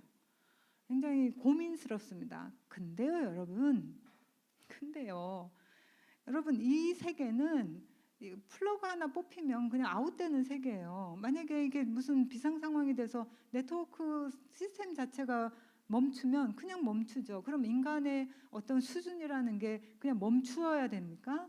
그렇지 않죠. 하나님께서 우리에게 주신 엄청난 정말 가능성과 잠재성이 있는데 우리 아이들이 정말 읽고 이해하고 토론하고 자기의 의견을 주장하고 넘쳐나는 지식과 정보들을 취합해서 그리고 비교하고 검토하고 비판적으로 사고해서 여러분들도 뭐 커그니션 위에 메타 커그니션, 메타 인지 아이들이 자기의 사고 과정에 대해서 사고할 수 있게 만들어야 된다 막 이런 건 굉장히 중요하게 생각하잖아요. 근데 여러분 집에서 제발 아이들이 좀 텍스트를 대하게 하십시오. 한 패러그램, 한 문단, 두 문단 좀 같이 읽고 좀 대화하고 이거는 사소한 것이지만 너무 중요해요. 성장기 때 사실 더 노력하셨어야 한다 생각합니다. 근데 지금도 늦지 않아요. 여러분 그래서 어떤 단어가 나오면 이게 무슨 뜻인지 알아? 부터 시작을 해서 계속 이어나갈 수 있어요. 어떤 개그맨은 아들하고 대화 이어가려고 그 애하고 일기 쓰기 싫어하는 그 애하고 뭐 이렇게 했다죠. 하나씩 미션을 그 아빠가 그 노트에다 남겨놓고 갔대요. 내일 만약 너가 내일부터 말을 못하게 된다면 마지막으로 하고 싶은 말이 뭐야? 이런 거 이렇게 놓고 갔더니 뭐 엄마 아빠 사랑해 뭐 이러고 쓸 줄 알았더니 나 내일부터 말할 수 없게 된다 이렇게 썼다 하더라고요. 그 아이가. 아무튼 그런 좀 부모가 자녀와 관계 맺으려 노력하고 아이들이 뭔가 글을 읽고 할 수 있게 헌신이 필요합니다. 여러분 지금 저희 딸은 지금 14개월짜리 아이랑 지내고 있는데 한 번도 걔가 보는 앞에서 TV를 틀지 않았어요. 지금까지는. 걔는 굉장히 TV를 좋아하는 아이입니다.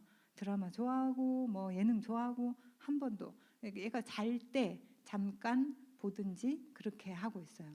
노력하는 것입니다. 걔가 깨어있을 때는 대부분은 걔랑 책 가지고 뭐 노는 거죠. 지금 그리고 뭐 읽겠어요. 그냥 갖고 놀고 장난감 갖고 계속 노는 것입니다. 아이랑. 좀 어느 정도는 이런 문해력 그리고 대화하는 부모가 그래서 좀 주제를 가지고 좀 얘기를 오늘 날씨가 어떻다는데 어쩌고 저쩌고 정말로 많이 더워진 건가? 평균치가 지금 뭐 정말 급상승했을까? 학자들마다 다 달라. 뭐 이게 석탄연료 써서 그렇게 됐다는데 의견이 다르더라. 뭐 어쩌고 저쩌고 이어갈 수 있거든요. 대화하는 부모, 특별히 신앙적인 대화. 내가 오늘 하나님 말씀 앞에 섰더니 내가 이게 찔려. 넌 어때? 요즘 말씀 잘 읽고 있어? 또는 같이 한 본문 읽고 너의 그 핵심 문장은 뭐야? 그러니까 한 문장씩만. 저도 청소년기 때는 애들 한 문장만 이야기하라 그랬어요. 거기에 한 구절 가지고 그냥 더 얘기하기 싫어하면 그냥 놔두고 대화를 어떻게든. 그리고 자존감을 높이는 부모가 되라는 건 무슨 뜻이냐면 저번에도 제가 뭐 성장 키워드 중에 자존감 제일 강조했던 것 같은데 여러분 지금 제가 이 제너레이션 G 세대, Z 세대 때와 이 자존감을 지금 연결시킨 이유가 있어요. SNS 상으로 드러나고 있는 수많은 넘쳐나는 막 좋은 음식, 좋은 물건, 좋은 장소 그걸 다 누리는 또 재능이 너무 많은 가진 것이 너무 많은 사람들을 보면서 아이들이 상대적 박탈감과 빈곤감을 상당히 많이 느낍니다. 우리가 다 그럴 수 없잖아요. 그리고 그 세계는 사실은 그들도 그 올리는 그들도 매일 그렇게 살지 않는데도 불구하고 그래서 아이들의 자존감이 이전 세대보다 굉장히 낮을 수 있는 가능성이 크다라는 게 요즘 학자들이 이야기하는 굉장히 중요하게 보는 관점이에요. 그래서 아이들이 나다우면 됐어. 아까 나다움에 대한 강조를 하면서도 비교하고 자기 자존감 떨어뜨리는 일들이 있기 때문에 너의 너다움에 대해서 축복하고 하나님이 정말 귀히 여기시는 너에 대한 너 자체에 대한 좀 인정을 해주는 부모가 돼야 된다. 그 사회성을 높이는 부모, 아이들이 직접 대면하지 않는다 그랬잖아요. 그래서 교회가 좋은 것이에요. 교회 안에서 부딪히고 좀 나이 많은 분들과도 또 친구들과도 또 내가 돌보면서 나이 어린 사람을 돌보면서 이렇게 사회성을 좀 촉진하는 부모가 돼야 되겠고 아이들이 영상 애들 발달하는 거 여러분 월2라고 하는 그 SF 영화가 있었어요. 깡통 로봇인데 이게 폭파된 그 지구에서 이렇게 쓰레기 취합하는 그 로봇이잖아요. 근데 그 로봇이 이렇게 근데 그 영화에서 되게 인상적이었던 게 그 사람들은 그럼 어디서 있느냐? 우주에서 떠들고 있어. 우주선, 큰 우주선에서. 근데 그들의 모습이 이렇게 엄청 비만해요. 근데 의자가 떠다니거든요. 움직이질 않아요. 그래서 이렇게 막 팔다리는 굉장히 약화돼 있고 막 이런 어떤 이미지가 있는데 여러분 우리 아이들 지금 보면 어떻게 보면은 이게 눈으로 화면 보느라고 눈 다 시력 정말 엉망이죠. 근데 자극을 받는 게 청각하고 시각하고 보통은 그래요. 그리고 손가락, 이 손가락 이렇게 돼 있습니다. 그러니까 여러분 좀 더 이렇게 몸도 잘 움직거리고 해서 좀 같이 걷기도 하고 좀 이렇게 몸도 움직거리고 그러니까 이게 그냥 눈과 귀만 쓰는 것이 아니라 다른 모든 좀 감각들을 총동원할 수 있도록 해주는 게 중요하고요. 뭐니 해도 가치관입니다. 아까 유망하다 했을 때 정말 앞길에 소망이 있고 희망이 있는 게 유망인데 이게 가치관이 없어져 버리면 정말 떠도는 거예요. 방향성 없이 유망이 돼버립니다. 그래서 가치관을 지도해야죠. 무엇보다 하나님 말씀에 뿌리 박힌 그 가치관을 우리의 삶 속에서 보여주고 지도하는 것이 우리의 가장 큰 숙제. 그리고 매일의 숙제예요. 매일. 제가 가끔 그런 생각합니다. 정말 신앙생활이 이렇게 특세처럼 며칠 하고 반짝하고 말 것 같으면 참 좋겠는데 이건 매일이잖아요. 매일 하나님과 깊은 관계, 더 좋은 관계를 맺으려고 더 친밀한 관계를 맺으려고 말씀 앞으로 달려가고 말씀에서 마음에 와닿는 그 말씀을 부여잡고 또 기도하고 눈물 뿌려 기도하고 또 하나님 앞에서 회개할 거 회개하고 나를 점검하고 그러지 않습니까? 그런데 적어도 여러분들이 그러고 계시다고 한다면 참 잘하고 계신 거예요. 제가 우리 자녀 둘이 정말 혼란스러운 시기 있었습니다. 정말 이 아이들을 어떻게 지도해야 될까 너무 염려스럽고 스스로도 너무 자신감 떨어지는 때가 있었는데 제가 2번의 확신을 갖는 순간이 있었는데 그 첫 번째는 우리 딸이 한 1년 이상 사귀었던 그 남자친구하고 헤어졌다고 말을 했을 때였어요. 왜 헤어졌어? 그랬더니 3번을 진지하게 신앙을 권면했는데 3번을 진지하게 거절을 하더래요. 그 청년이. 그래서 그랬냐? 그랬더니 그래도 그 청년 네가 좋다고 했잖아. 그런데 그때가 제일 좀 잊을 수 없어요. 그림이 안 나와서 그랬어요. 그래서 어떤 그림? 그러니까 엄마 아빠는 집에 무슨 일이 있거나 또 우리 때문에 속 썩는 일이 있으면 2분이서 이렇게 대화를 하다가 하나님 말씀에 이러이러하니까 우리가 이렇게 기도합시다 하고 대화를 마쳤다는 거예요. 그리고 가끔은 같이 기도하고 근데 그 오빠하고는 그걸 못할 거 아니냐고 내 자녀한테 그런 그림은 줄 수 없다. 그래서 제가 너무 놀랐어요. 자녀들은 다 보고 있구나. 우리가 실수하죠. 세련되지 못하게 대처하기도 하고요. 대화도 엉망이고. 근데 여러분 한동안은 대화법에 대해서도 뭐 이런 기법 저런 기법 뭐 나 메시지 뭐 그랬구나 뭐 이런 거 방법론을 많이 일러줬었습니다. 근데 요즘에는 그렇지 않아요. 대화를 약간 서툴게 해도 되는데 우리 안에 진정성이 있어야 되는 거예요. 따뜻함과 용납과 진정성을 가지고 대하느냐 그러지 못하냐를 자녀들이 너무 잘한다 이렇게 이야기하고 있습니다. 그리고 또 한 번의 계기는 작년 8월에 저희 남편과 이별했을 때 장례를 다 치르고 저희가 그 한 일주일 지나서 저희 아들이 제가 너무 걱정이 되니까 근무하고 바로 이제 야간 근무를 하고 나이트 근무를 하고는 바로 내려왔어요. 그래서 내가 또 이렇게 잠도 못 자고 내려오면 내가 너무 걱정되니까 그러지 말아라 그랬는데 이제 저희 이제 제 누나랑 같이 모여서 밥을 먹으면서 제가 먼저 그랬죠. 엄마는 너무 지금 슬픈데 슬픈 만큼 또 너무 감사한 게 크다. 그동안 하나님께서 우리 가정에 주셨던 시간들과 하나님 주신 친히 이렇게 주셨던 경험들 또 아빠도 엄마도 지속적으로 성장해 왔던 것 같아. 그래서 너무 감사함이 크고 또 아빠의 가장 좋은 시간에 하나님께서 아빠에게 가장 큰 기쁨을 주시고 이렇게 부르신 것 같아서 너무 감사하다라고 이야기를 했더니 그리고 제가 진짜 감사했던 건 내 안에 하늘나라에 대한 소망 구원에 대한 확신 이렇게 분명하다는 것이 또 너무 크게 위로가 된다.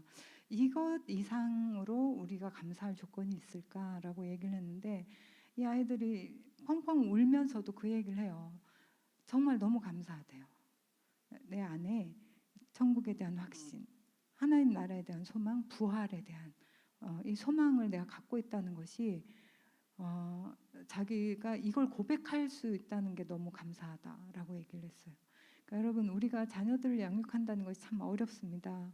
아까 맨 처음에 제가 뭐 부모가 신앙이 부족하고 뭐 세속적인 가치관을 갖고 있고 가정에서의 교육 기능이 약화되어서 이런 얘기를 하면 우리는 막 정말 쥐구멍에 숨고 싶은 죄인이 되잖아요. 사실 근데 여러분 우리가 정말 부족하지만 지금까지 정말 잘하고 계신 거예요. 노력하고 계셨다고 한다면 우리의 실수 이런 모든 것들을 하나님께서는 정말 아름답게 우리 자녀들에게는 정말 아름다운 것은 또 아름다운 것대로 다 또 전수가 되고 그들의 마음속에 자리 잡히게 할 것입니다. 그래서 여러분 정말 격려를 드리고 싶고 좀 소망을 가지셔라 하는 말씀을 좀 드리고 싶습니다. 가치관 잘 지도하는 부모 됩시다. 이 세상에 이게 흐름이 너무 만만치가 않습니다. 너무 엉망이 되는 것 같습니다. 제가 저희 아들이 고등학교에서 대안학교를 고등학교를 대안학교로 나왔는데 제가 요즘 대안학교들 여러 곳 가보고 하면서 초등학교부터 해야 되겠다는 생각합니다. 정말 뭐 이 가치관 자체가 또 학교 그 교과서에 담겨 있는 여러 가지 이런 것들이 너무 기독교적인 세계관과 거리가 먼 것들이 너무 많아서 그래서 여러분들이 그래서 정말 자녀들하고 많이 대화하고 좀 이렇게 해야 할 필요성이 있지 않나 생각을 해요. 네, 지금 벌써 3시가 돼버렸고요. 제가 이제 발달적 이해도 아주 꼼꼼하게 내용을 갖고 왔는데 한 5분이나 10분만 좀 더 발달기적 이해 이렇게 주마간산 하듯이 지나가겠지만 여러분들 보겠습니다. 여러분 신체적인 변화가 특히 중고등학교 시절에 너무 크지요. 어른의 몸으로 되어갑니다. 그래서 이 시기에는 몸의 비율도 잘 안 맞아요. 한날은 팔이 길어졌다, 한날은 다리가 길어졌다 그래가지고 저기 정형외과 병원들 동네 정형외과 병원들은 특히 중학생들하고 저기 조기 축구회 아빠들하고 먹여 살리잖아요. 우리 애들이 살 걷다가 갑자기 지발에 지가 걸려 넘어져요. 신체가 엄청 많이 변하고 특히 남자의 몸, 그러니까 여성의 몸, 남성의 몸으로 변화합니다. 그래서 아주 처음 태어났을 때 1년만큼 아주 신체 제2의 신체 급등기라고 불리는 시기예요. 그래서 성장 호르몬과 성 호르몬이 막 분출을 하면서 애들이 그게 몸에도 영향 미치고요, 정서에도 영향 미치고 엉망진창이에요 지금. 그래서 정말 난리가 났구나 하고 여겨주시면 됩니다. 그래서 여러분 그 라커룸 포비아, 애들이 이렇게 옷 갈아입는 탈의실 공포증이 있다 그러잖아요. 자기도 자기 몸이 막 지금 이상한데 남들이 볼까 되게 그렇거든요. 딸들 너무 사랑했던 아빠들께서 벌컥벌컥 딸들 이렇게 문 여시지 마시고요. 또 이쁘다고 너무 이렇게 막 열심히 끌어안고 그러지 않으시도록 조심을 좀. 내가 너를 한번 안아줘도 되겠니? 이렇게 그리고 똑똑하고 문을 좀 열어도 되겠어요, 형제님? 이렇게 하고 들어가고요. 그리고 애들이 뭐 몽정도 하고 그렇습니다. 근데 얘네들이 어떻게 처리할 줄 몰라가지고, 아니 그 어차피 쓰레기 이게 그 침대 밑에 있으면 엄마들이 청소할 때 다 볼 거 알면서도 거기다 버려놔요. 그러면 예, 제가 휴지를 다 치운 다음에 거기다가 좋은 것으로 준비해 드리겠습니다, 고객님. 그러면서 근데 휴지통에 넣어 주시면 조금 덜 민망할 것 같은데요. 한 번은 그랬어요, 제가. 그래서 이렇게 좋게 이렇게 말씀을 좀 하시면서 그래서 이제 좀 이렇게 또 성적인 상상력도 많아지고 하기 때문에 죄책감이나 수치감도 많아지는 시기다고 보시고요. 이제 청소년 정기 중학생 시기는 아주 그냥 폭발적인데, 고등학교 시기 가면 조금 점차 속도가 느려지죠. 그리고 남자 청소년과 여자 청소년 역전돼요. 그 처음에는 여자아이들이 몸이 빨리 크는데, 그래서 남자애들 웃기게 보잖아요, 우습게 보고. 네, 이제 또 역전되죠. 그래서 2차 성징, 그러니까 여성 남성 이제 정말로 자녀를 잉태할 수 있는 몸들이 되기 때문에 높은 수준의 성교육 역시 필요한 시기가 된다.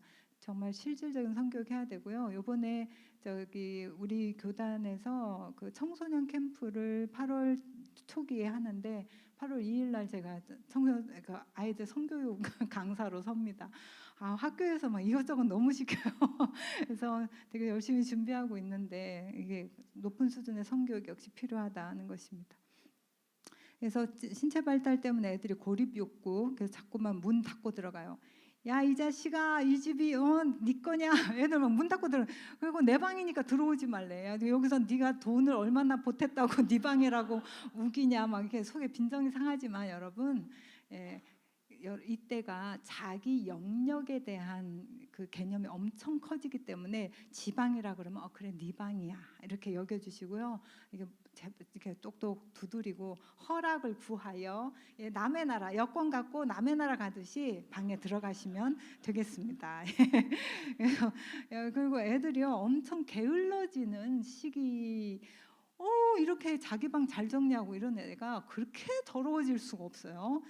그리고 뭐 이불 안에서 안 나오려고 그러고 안 씻으려고 그러고 뭐 이제 게을러지는 그런 흐름도 일부 생기는데, 뇌의 영역에서 복부선이라고 하는 그쪽에 문제가 생기면서 애들이 이게 변동성이 있을 때 더 그런 행동 패턴이 나온다고 하니까 아이가 막 그러고 있으면 그래 너는 지금 시기가 그렇구나 이렇게 좀 여겨주시면 좋을 것 같아요. 그리고 이제 바디 이미지, 신체 이미지가 이 시기에 자아 이미지하고 너무 밀접한데, 그래서 여러분 아이들 몸과 관련된 건 농담이라도 여기 계신 선생님들도 하시지 않는 게 좋습니다. 이야, 여드름이 난리가 났구나 하지 말아주세요.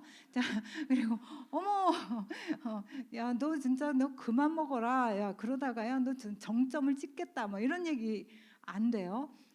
자기 신체 이미지가 이 시기에는 자기 자아 이미지하고 너무 닿아 있는데, 부모의 평가가 가장 큰 영향을 미친대요. 그러니까 그냥 눈에다가 하트만 장착하세요. 이뻐. 이렇게 이쁠 수가 없어.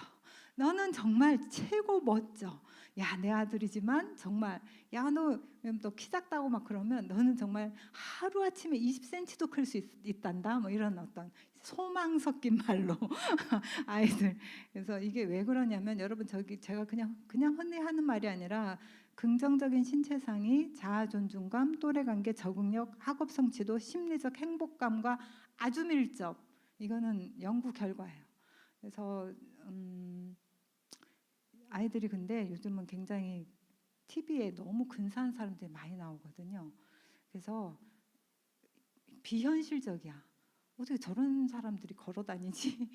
예, 저도 정말 좀 이상한데 근데 아이들은 더 그렇죠. 자기도 그렇게 되고 싶고 그래서 거식증 걸린 애들 생겨요.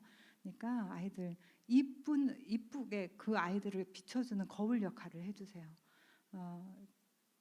저도 못난이 소리를 하도 듣고 자라가지고 제가 진짜 못난 줄 알았습니다. 예, 뭐 아주 훌륭하진 않아도 뭐 평균은 되는데 왜 이렇게 못났다는 소리를 많이 하셨는지 모르겠어요.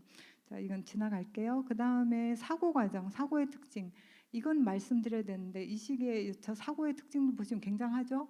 예, 엄청난 그 근사한 사고를 다 할 수 있어요. 추상적이고 논리적인 사고 다 할 수 있는데 우습게도 우리 애들은 그 사고의 능력을 아주 제대로 표출하는 것이 아니라 이런 이상한 사고의 흐름을 그대로 갖고 표현하게 됩니다.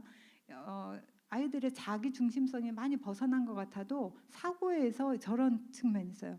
개인적 우화라고 해가지고 내가 너무 특별해요. 자기 중심성이라 그랬죠. 내가 너무 특별해. 그러니까 다른 사람한테 일어날 일이 나한테는 안 일어난다라고 생각하는 거예요. 저렇게 보재기 묻고 떨어지면 누구나 다 다치지. 알아요. 애들이 알거든요. 근데 자기는 안 다친다라고 생각해요. 그래서 애들이 오토바이 사고 제일 많이 나는데요. 그리고 여러분 부모님들 주무실 때 제발 차키를 머리맡에 아예 깔고 주무십시오. 애들이 조용히 차키 들고 나가가지고 자기만 하는 게 아니라 친구들 다 불러내서 한 차 태우고 가다가 함께 하늘나라로 그런 일들 많아요. 아주 진짜 많습니다. 이게 개인적 우화라고 하는 사고 패턴이에요. 또 하나는 상상의 청중. 60억 인구 전체가 나만 본다라는 생각이에요. 네, 이해해 주셔야 됩니다. 타인에게 너무너무 신경 써요. 그래서 오늘 보고 누가 나를 알냐라고 생각해야 되는데 여러분 짜장면 배달하러 오는 아저씨가 저를 기억하겠어요? 기억 못한다고. 전 그걸 알기 때문에 안 씻은 얼굴로도 나가서 그 짜장면을 가져올 수 있습니다. 돈을 낼 수 있어요. 근데 이 청소년기 애들은 절대 안 나가요. 자기 용모가 마음에 안 들면 그래서 그걸 좀 야야 아무도 기억 못해. 아무도 신경 안 써. 안 통해요. 애들한테는 지금 이게 중요하다. 하는 걸 좀 생각해 주시고 특별히 뇌가 지금 리모델링 중입니다. 여러분 처음에는 13, 14세까지 이 뇌가 잘 자리 잡힌 후에 거기가 더 정교해진다고 생각했어요. 아니고 13, 14세 때 뇌가 완전히 재공사 여러분 리모델링 하면은 싹 다 철거하고 새로 세우잖아요. 그런 일들이 벌어진다는 거예요. 그래서 전선이 연결 안 돼 갖고 불 안 들어오고 막 그러지 않습니까? 그런 시기라고 보시면 돼요. 근데 특별히 이 시기에 청소년들의 뇌 중에서 세 군데가 문제입니다. 편도체, 선조체, 전전두 피질, 전전두엽의 피질 바깥을 싸고 있는 편도체는 여기 중간에 이 아랫 부분에 중앙에 있어요. 여기가 정서 담당이에요. 여기가 과활성화돼 있어요. 그래서 애들이 이성적 결정이 아니라 너무 정서적으로 애들이 반응을 해버려요. 정서 폭발. 근데 이걸 더 악화시키는 게 뭔지 알아요? 선조체입니다. 여기는 이게 중앙에 중심부 쪽 뒤쪽에 있는데 보상과 쾌감 담당이거든요. 여기가 또 과활성화돼 있어요. 그래서 또래한테서 이런 반응을 이끌어낼 수 있는 거면 위험을 감수해 버려요. 아이들이. 그래서 무모한 행동을 해버립니다. 그래서 이 편도체와 선조체는 굉장히 과활성화되어 있는 반면에 전전두피질 여기가 좀 이성적인 결정, 그 계획을 수립하고 충동을 조절해주는 이게 있어야 되는데 얘는 지금 발달을 안 했어요. 사이즈만 커졌어. 역할을 잘 못해요. 그러니까 엄마 아빠하고 대화하다가도 좀 마음에 안 들면 조금만 한 번 더 생각해 보면 그 엄마 아빠 말에 타당성이 있거든요. 근데도 벌써 손 나가가지고 문짝 뚫었어요. 여러분들 요즘 아파트 문짝이 굉장히 약하더라고요. 문짝에 구멍 생긴 집들 꽤 있을 텐데 한 번씩은 그러고 지나지 않았습니까? 그래서 청소년들 행동을 예측할 때 중요한 변수가 뭔지 알아요?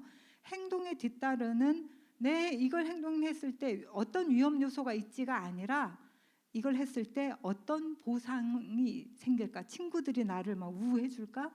이거예요. 그래서 뇌발달의 문제가 좀 있습니다. 그래서 여러분 청소년들은 사고와 행동이 일치하지 않는다. 그러면 뭐 해줘야 돼요? 그러면 너는 그런 식이니 그냥 놔둬라가 아니라 그렇게 행동하고 나서도 한 번은 얘기해줘야 돼요. 사실 아까는 이런 뜻이었어. 다음번에는 한 번 더 들어봐 줄래? 엄마 아빠 말 한 번만 더 들어봐 주고 그래도 속상하면 화를 내도 된다. 이렇게 한 번씩 더. 왜냐하면 그래야 전두엽에 이 선이 이어져요.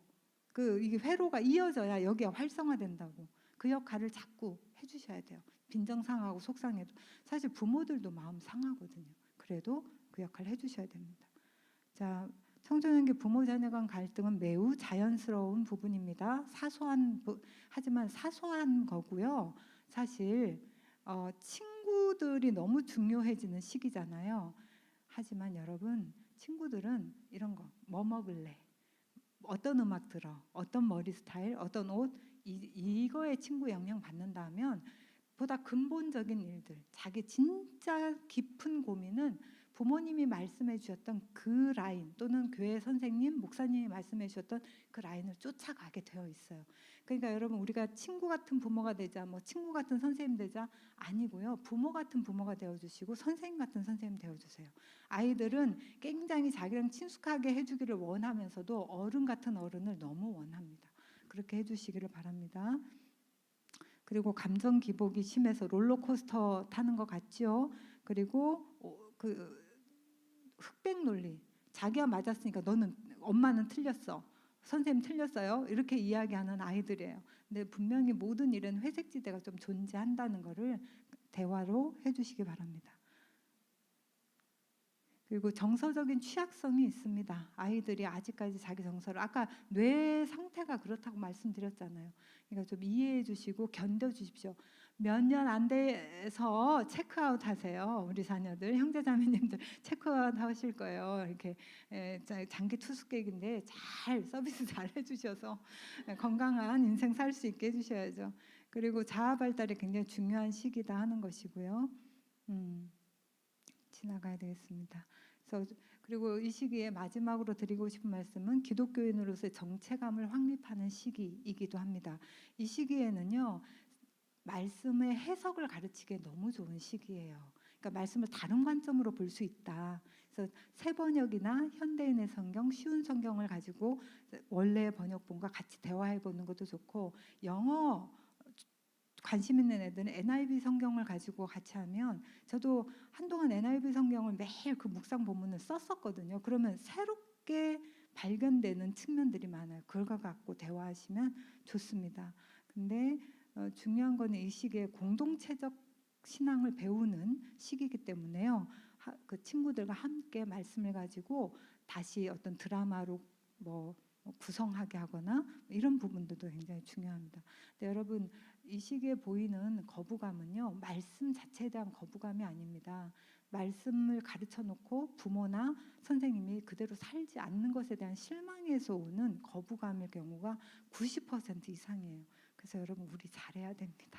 잘해야 됩니다. 그래서 말씀 맺죠. 자, 가정의 신앙교육 부재, 세속적 자녀 교육관, 신앙 저하, 이거에 대해서 우리가 그래서 기르는 그리스도인 부모 되자고 말씀드렸는데, 매일 한 걸음 한 걸음 우리가 좋은 그리스도인이 되면 자녀들에게 그 영향력 잘 내려갈 줄로 믿고, 좀 편안하고 또 좀 감사한 마음으로, 또 하나님께 의지하는 마음으로 우리 자녀들 또 새 힘을 되어서 잘 감당하는 우리가 되었으면 좋겠습니다. 여러분 정말 축복합니다. 감사합니다.